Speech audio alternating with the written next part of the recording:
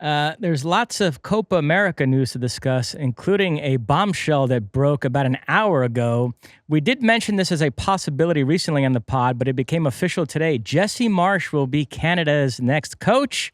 He takes charge right away. He will coach them in the Copa America this summer and has a contract through the 2026 World Cup when Canada, as we all know, will be co-host alongside the US and Mexico.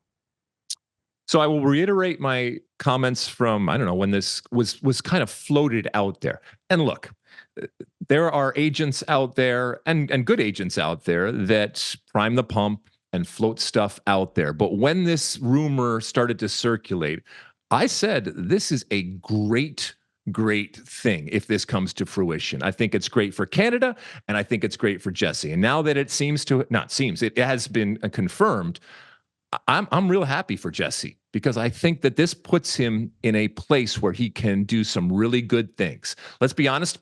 You only have an upside in terms of Canada. They've yet to win an actual game in a World Cup, and we all know the return finally in the last World Cup after that 30 years or whatever it was since '86. And this is an opportunity, I think, for Jesse Marsch to be with a team that I think can do some things. And look, it's not the greatest team out there, but you know, I'm excited to see what he does. I'm excited to see if he can parlay this into something great. And look, having, in this case, if Greg Berhalter continues on, two Americans leading teams into the World Cup next in 2026, and two CONCACAF teams and two rivals. Oh, and by the way, two hosts. Those are good stories, and I want to tell those stories. So congratulations to Jesse Marsch. Congratulations to Canada. He could, when all is said and done, use this to become a Great White North legend. Can you see any problems with this, Mosse? No, I agree with you. It's a good job for him. They've got talent. If they can get out of their own way, there's potential there. You've got players like Jonathan David, Alphonso Davies, Kyle Larin, Tejan Buchanan, Eustachio. So he's got some players to work with. And as you mentioned, the bar is very low because Canada doesn't have a great pedigree, certainly in World Cups.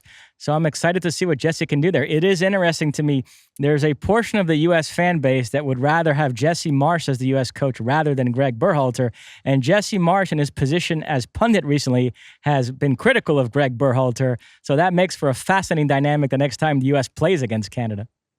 Yeah, I don't care about that. I mean, I enjoyed listening to Jesse Marsch as a pundit, if you will. I thought he was really good, but I know his heart is set on coaching, and I'm glad that he has gotten this opportunity. I'm not one of those that is disappointed that Jesse Marsch isn't the coach, and Jesse Marsch isn't the coach over Greg Berhalter. I just think this is a good thing for Canada. Just a little quick story about Canada. The first World Cup that I ever watched on television was the '86 World Cup. And I'll never forget seeing Canada in it because the U.S. was not in it. And so I didn't have a team. But growing up in Detroit, you know, neighbors of Canada and spending a lot of time in Canada, they were my adopted team. And I back in '86, when I saw Canada play in the World Cup, I would never have believed that it would take so long for the men's team to get back to a World Cup, which they did in 2022. So I'm hoping for good things. It is good for the region. I think it's good for the tournament. I think it's good for everybody involved, whether it's Jesse, whether it's Greg, whether it's MLS, for Canada to be good in this World Cup in 2026, as we said, as a host. And they need somebody that is going to, you know, has experience, that has a fire, and I do think that Jesse Marsch does. I wonder who else was interviewed, and I also wonder how, you know, we get a little up in arms and we get a little protective when it's not a coach of the nationality. I wonder how the Canadian fan base is going to feel about having Jesse. Oh, they're Canadian. They don't get really mad about a whole lot of stuff. But who else was in line for possibly this job?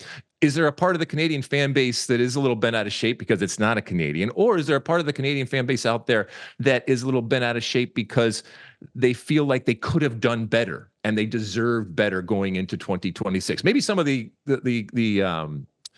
comments and the criticisms that we oftentimes hear relative to Greg Berhalter can apply to Jesse Marsch. But we'll see going forward. So congratulations, Jesse. We hope you do good things, just not against the U.S. And I will say on the Greg Berhalter front, he dealt with this in the last cycle with Tata Martino. Remember, a lot of U.S. fans wanted Tata to get the U.S. job. He ended up going to Mexico instead. Everybody thought that would be a problem for Berhalter, but Berhalter ended up beating Tata like a drum in the last cycle and then performed better than him at the World Cup. And by the end of the cycle, nobody was lamenting the fact that the U.S. didn't hire Tata Martino.